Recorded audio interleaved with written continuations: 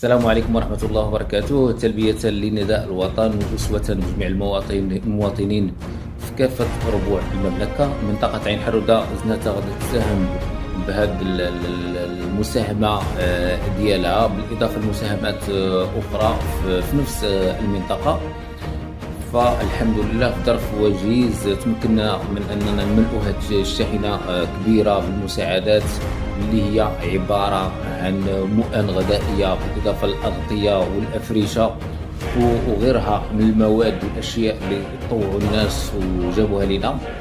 فالحمد لله العملية لا زالت مستمرة بالقرب من جماعة عين حرودة. فمزيدا من العطاء، مزيدا من التضامن، ونتمنى من الله أن يوفقنا لهذا الخير. ونشكر كل من ساهم من قريب أو من بعيد في إنجاح هذه المبادرة، ونجدد التعازي